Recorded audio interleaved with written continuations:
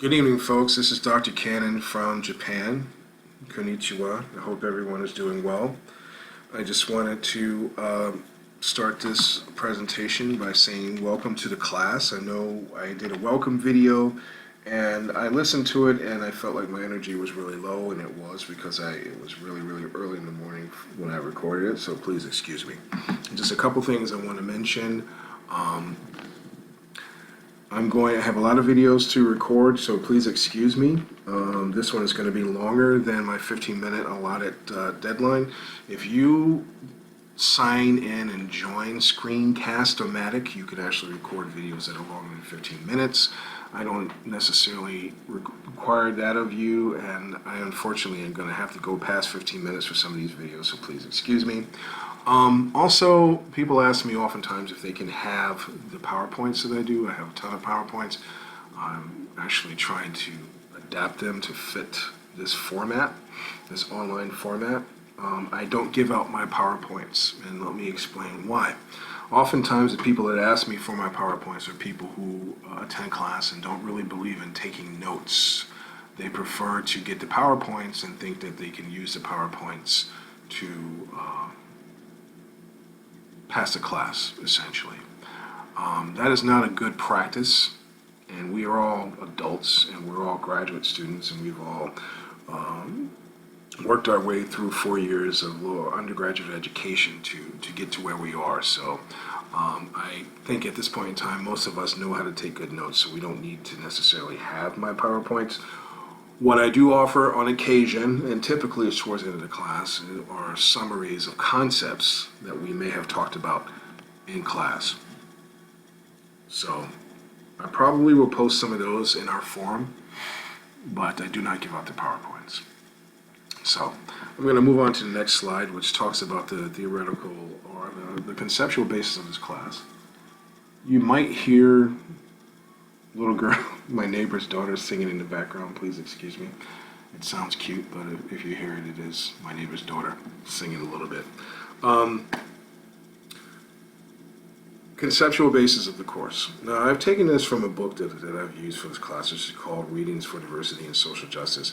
And this is not the sole basis, but this kind of frames it in a way that I think is important. That, number one, we have social identities, and those are based upon society, and society kind of imposes those on us in order to perpetuate privilege. And this is the theory of the authors of that book.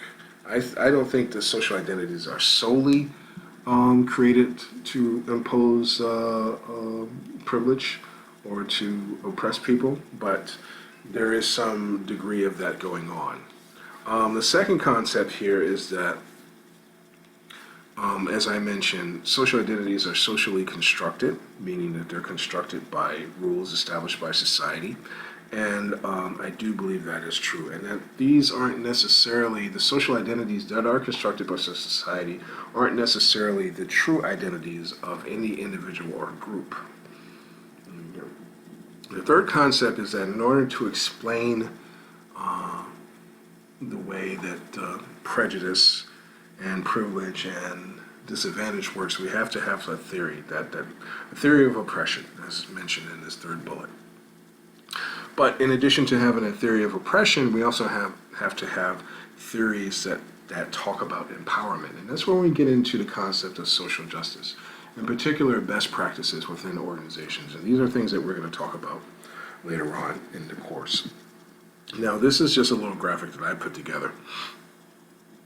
It basically says we start with our individual identity, which is formed from our own individual characteristics, whether it's our physical well-being, our appearance, our talents, our upbringing, etc., etc. And then those things are then, our individual identity is shaped by our group identity. So our group, the groups to which we belong, shape our identities. So when you become different things in your lives, when you become an airman, when you become a sailor, when you become a soldier, when you become a Marine, Coast Guard, I don't want to forget somebody's service, police officer, fire department, these are different identities that we all wear.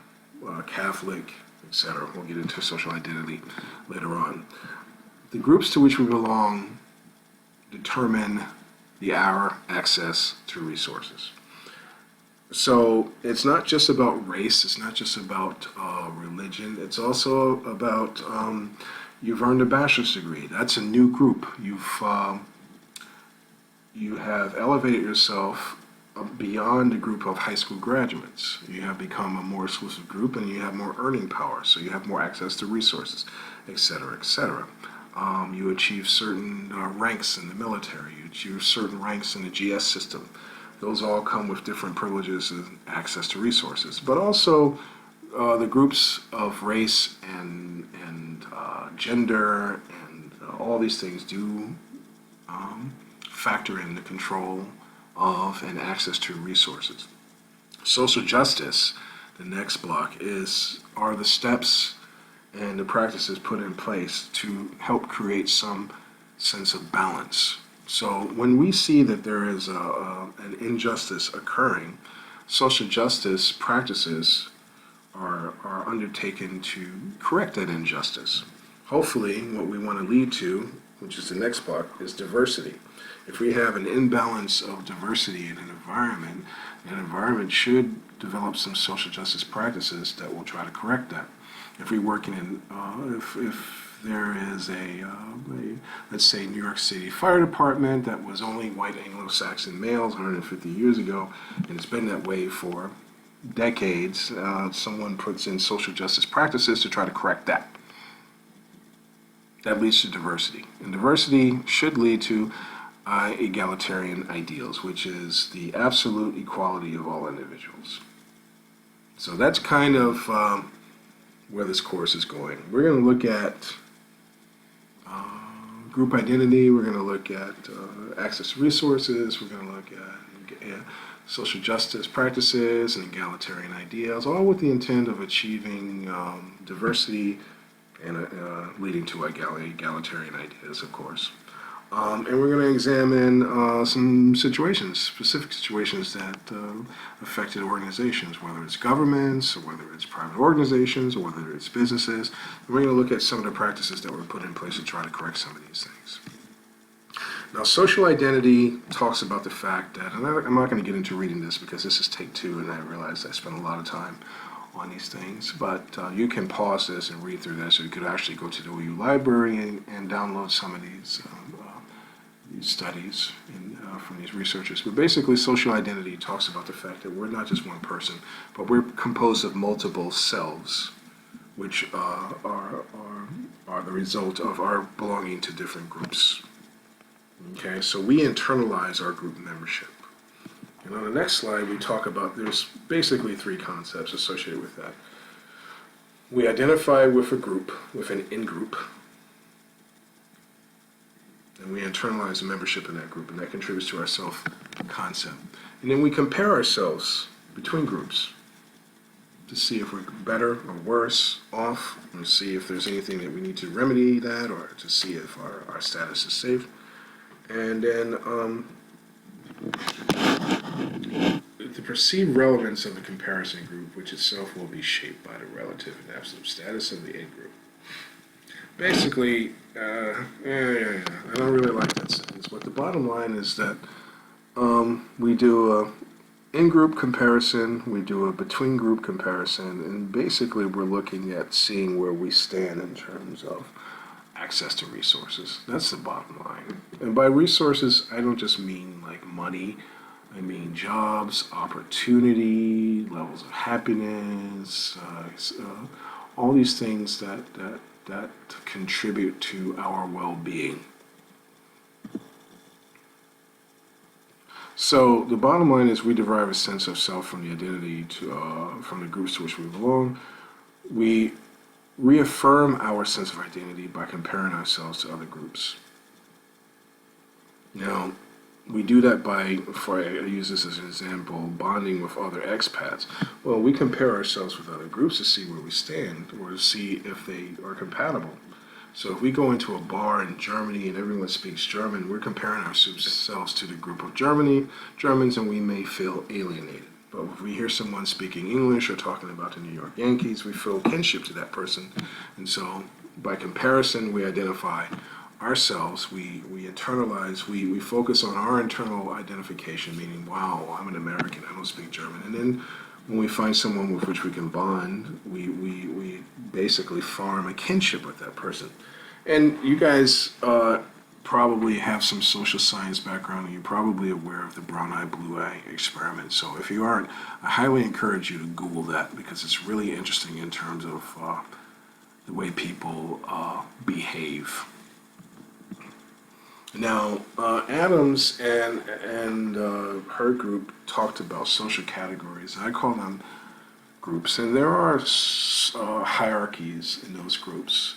Whether we accept it or not, some groups have more access to resource, i.e. power, than others. And you can look at this chart here and see how this is defined. For instance, males, and I'm doing air quotes, technically have more power than women in terms of the category of gender. U.S. and first world people are more powerful than people from second and third worlds, so to speak, or developing nations in terms of the nationality class or category. You can look to this group, look through these groups and categories and make your own decisions about these things. Now, in terms of my own identity, I put together this listing, and I made these circles different sizes based upon the degree to which I felt they influenced who I am.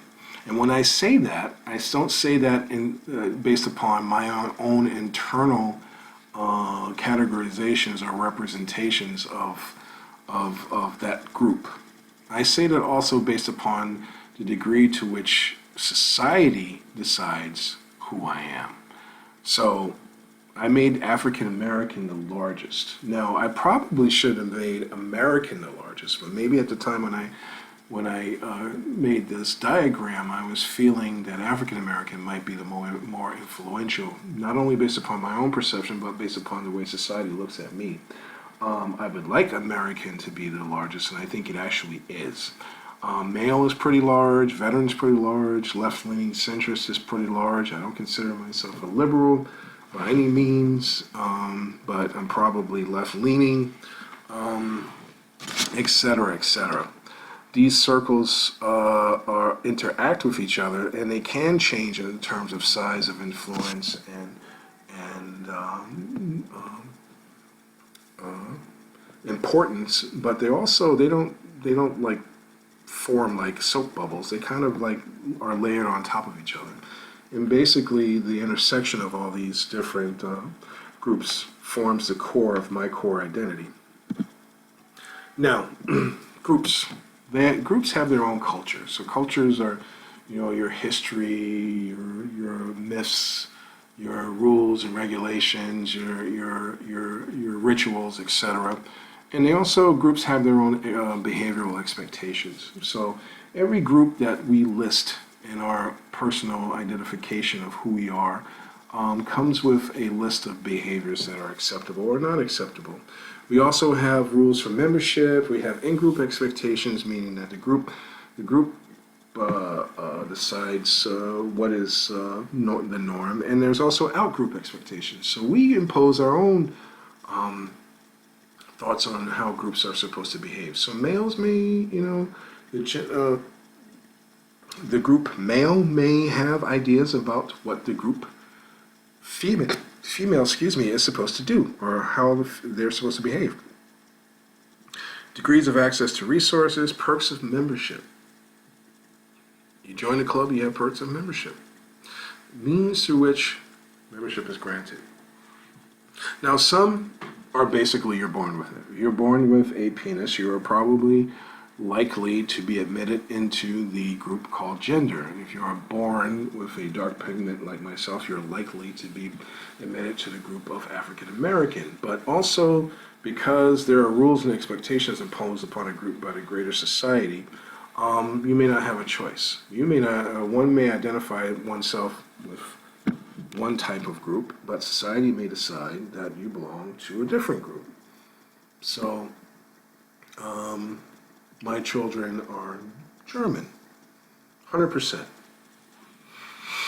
Society may say that they're African American because they're brown. Our society may say that. Well, they are American, and they're brown, so they're African American, but my children are 100% German. So society may impose rules upon them based upon perceptions that they may not have. It also could be the same with gender. There's lots of ways we could explore that. And each group has a way through which the group maintains its status. And we'll talk about that. A lot of that has to do with oppression. Now, social dominance theory, let me just mention, there's lots of theory. There's thousands of theories out there. So social identity theory is not the only identity theory. You can look up tens and dozens of others, but it's one that I like. Social dominance theory is not the only theory of dominance. There's lots and lots of them out there. I highly encourage you to go to your OU library and explore all these different theories of group interactions and group dynamics. These are not the only ones, but these are pretty cool. So, Sedanius and Prato state that social dominance theory argues that intergroup oppression, discrimination, and prejudice are the means by which human societies organize themselves as group-based hierarchies in which members of dominant groups secure a disproportionate share of the goods in life. Dominant groups use the tools of oppression, discrimination, and prejudice to preserve their access to resources. And that's the bottom line with that. Does anyone disagree? We'll talk about that. I listed a couple of Merriam-Webster definitions of prejudice and discrimination. You can read those. I don't want to read through those. Those are freely available in your digital dictionary, and if you actually have, who still owns an actual dictionary, by the way?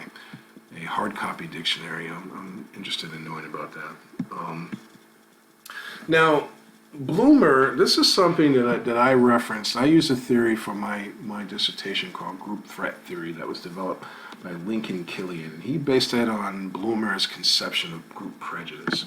So I just included this because I found that the way he summarized the development of prejudice was really interesting. Now, Bloomer posited that members of dominant groups with strong group identification often develop feelings that lead to the expression of prejudice. And he talked about these feelings as being feelings of superiority, feelings that subordinate race or subordinate group, doesn't have to be race, is intrinsically different and alien. If someone really feels strongly that they can't relate to the opposite gender, that is a pathway to the development of prejudice. A feeling of proprietary claim to areas of privilege and advantage. The resources that they control are theirs and theirs alone. And fear and suspicion of a subordinate race or group, that is a subordinate race, seeks to intrude on the dominant race's resources. Now, I posted a couple of pictures because these were expressions of prejudice. Basically, you could fit those categories in describing why these things were developed or why these things were utilized, these tools. The first one is a propaganda poster from World War II, and that was often done. When you want to fight someone and more importantly kill them, one tool that one often uses is dehumanizing that enemy. So in this poster, the creature from the land of the rising sun is basically depicted as a monster. This is a way to dehumanize the enemy, and it's an exercise in prejudice. So it's probably done because the dominant group, in this case it would be the Americans, probably felt superior. They probably felt that the other group, in that case the enemy, was alien. The claim was the safety of the maidens, or the resources being the maiden in this poster's case, and the suspicion that that the subordinate group, or in this case the monster, wanted access to those resources. And absolutely, that's the case. The second thing this picture in this slide depicts it's from a window in at a bed and breakfast in England, and you can see the attitude of the person who has written up this sign: no Irish, no blacks, no dogs. This person actually is definitely expressing some prejudice and probably fits all of Bloomer's characterizations of the feelings that one would need to develop to begin to exhibit prejudice. Now, just a few isms that we're going to talk about throughout the class. Ethnocentrism is a belief in the superiority of one's own ethnic group. Ethnocentrism is a belief in the superiority of one's own ethnic group, which can supersede the commonalities of race. So we're not just going to talk about race, we're going to talk about ethnicity. And ethnocentrism is believing that my ethnicity, my cultural background is more important than your cultural background. We will talk about ethnicity, and definitely want to emphasize the fact that ethnicity and race are different things. Nationalism was regarded as a positive regard for one's nation in comparison to other nations, implying respect for the cultural, linguistic, and ethnic homogeneity of a nation.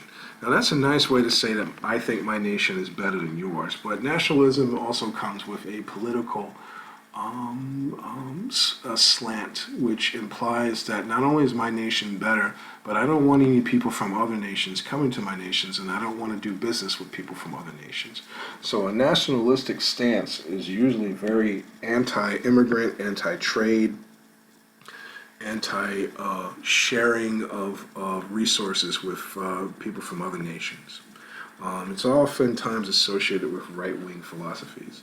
Now, one of our candidates in the current political race is considered to be very nationalistic, but this is not this is not solely an American phenomenon. As you can see in the print screen here, there's lots of nationalistic tendencies occurring all over the world, and especially in Europe right now, based upon their issues that they're dealing with the flood of migrants from primarily Syria and nations in that region. I'm going to skip this one because it's out of place, and I apologize. But oppression,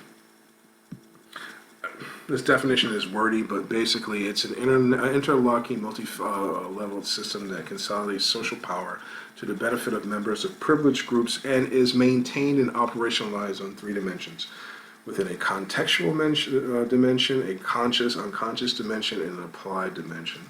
So basically, it's a means by which privileged groups maintain their privilege and suppress subordinate groups. The dimensions of oppression are individual, institutional, and social and cultural. Now, oppression.